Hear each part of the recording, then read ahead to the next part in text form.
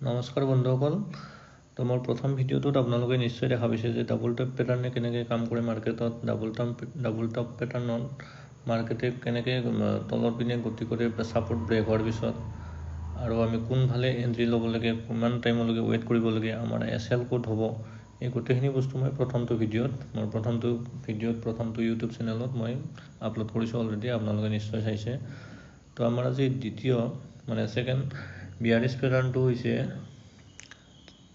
Triple top pattern. তো triple top পেটাৰ্ণটো same double top পেটাৰ্ণৰ নিচিনাই হয়। তো বিয়াৰিছ মাৰ্কেট এখন তলৰ পৰা ওপৰৰ পিনে বায়াৰে এবাৰ ট্ৰাই কৰে ওপৰলৈকে লৈ যোৱাৰ বাবে। তো ৰেচিষ্টেণ্ট আৰু ছাপৰ্টৰ মাজত কি কৰে, কিছু সময় ষ্টে কৰাৰ পিছত কি কৰিব, প্ৰথম এবাৰ ছাপৰ্ট ভাঙিবৰ পৰা ছাপৰ্ট ব্ৰেক কৰাৰ বাবে এবাৰ ট্ৰাই কৰিব, নোৱাৰিব, আকৌ এবাৰ যাব ওপৰলৈকে, ৰেচিষ্টেণ্টৰ ওচৰলৈকে যাব। নেক্সট ছেকেণ্ড টাইম কি কৰিব, আকৌ ছাপৰ্ট ব্ৰেক কৰিব চাব, সেইবাৰো আকৌ কি কৰিব, বায়াৰে আকৌ ওপৰৰ পিনে লৈ যাব।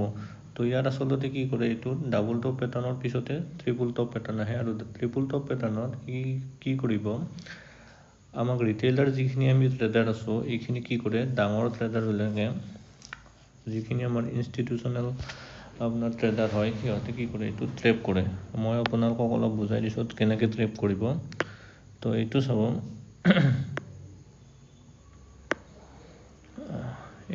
মাৰ্কেট তলৰ পৰা কি কৰিছে, ওপৰলৈকে লৈ গ'ল, ওপৰলৈকে গৈ পেলাই এইডাল এটা ৰেচিষ্টেণ্ট আছে 25,500, 550।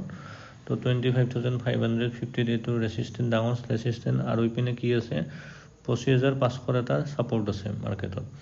তো কি কৰিছে, এবাৰ লৈ গৈ পেলাই ইয়াত 25,500 এটা ৰেচিষ্টেণ্ট লৈছে, ৰেচিষ্টেণ্ট লৈ পেলাই আকৌ এবাৰ ছাপৰ্ট আহিছে, ছাপৰ্টত আহি আকৌ এবাৰ গৈছে, আকৌ ছাপৰ্টৰ ওচৰলৈকে আহিছে। আৰু এই যিডাল আমাৰ আছে, এই কেণ্ডেলডালত আমাৰ কি কৰিছে, বহুতৰে ষ্টপ লছ হিট কৰিছে, কাৰণ বহুতে এইডাল কি কৰিছে, ডাবল টপ পেটাৰ্ণ হ'ব বুলি এই কেণ্ডেলডালতে আমাৰ এণ্ট্ৰি লৈছে। আচলতে সেইটো নহয়, আমাৰ ছাপৰ্ট যিডাল ব্ৰেক কৰে তাৰ পাছত আমি এণ্ট্ৰি ল'ব লাগে। তো ইয়াতে যিখিনি এণ্ট্ৰি লৈছিলে, এইখিনিত ফাৰ্ষ্টটো ৰেড হৈ পেলাই ইয়ালৈকে অহা দেখাইছে। তো এইখিনিত কি কৰিছে, বহুতে এণ্ট্ৰি লৈছিলে, তো এণ্ট্ৰি লৈ ষ্টপ লছ চাগে ইয়াতে দিছিলে। তো এইটো কি কৰিলে, এণ্ট্ৰিটো ইয়াৰ পৰা এইডাল ব্ৰেক নকৰাকৈ কেণ্ডেলডাল গৈ পেলাই ওপৰত ক্লজিং দি দিলে। আৰু যিবিলাকৰ এইখিনিত ছাপৰ্ট আছিলে, যিখিনিত SL আছিলে, তো সেই SLবিলাক ইয়াতে কি কৰিছে, হিট কৰিছে। তো মাৰ্কেট আকৌ কিছু সময় ষ্টে কৰিছে, ইয়াতে ষ্টে কৰি পেলাই কি কৰিলে, আকৌ এবাৰ নেক্সট কেণ্ডেল এডাল, ডাঙৰ কেণ্ডেল এডাল, বিগ কেণ্ডেল, তো ইয়াতে ব্ৰেক কৰি দিলে আমাৰ ছাপৰ্টটো। তো ছাপৰ্ট ব্ৰেক কৰাৰ পিছত আমি এইখিনিত আচলতে কি কৰিব লাগিছিলে, এণ্ট্ৰি, মই ইয়াতে এণ্ট্ৰি দেখাই দিছোঁ।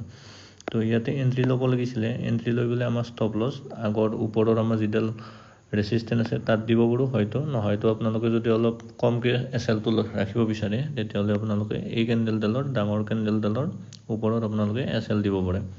তো তাৰ পাছত আপোনালোকে এইটো নিশ্চয় দেখা পাইছে, নেক্সট দিনা কি কৰিছে মাৰ্কেট, সেইদিনাই আচলতে এটা ডাঙৰ প্ৰফিট দিয়ে দিছে অলৰেডি আপোনালোকক, যে 25,438লৈকে আহি পাইছে। তো 25,400 ধৰি লওক, তো এইটো মোটামুটি 150 পইণ্টৰ এটা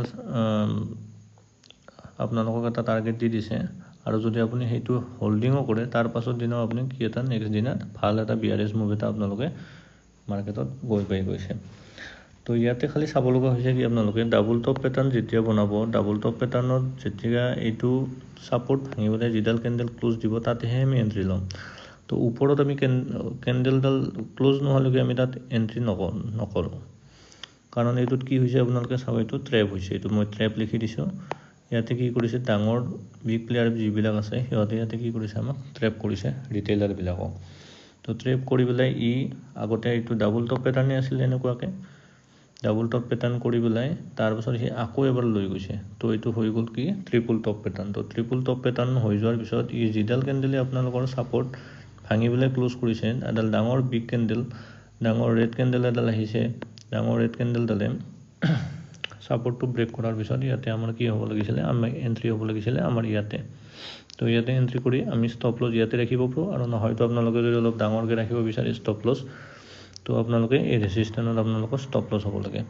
তো তাৰপাছত আপোনালোকৰ ধুনীয়া এটা মুভ আপোনালোকে মাৰ্কেটত বিয়াৰিছ মুভ এটা পাই গৈছে। তো ধন্যবাদ বন্ধুসকল। কিবা আপোনালোকৰ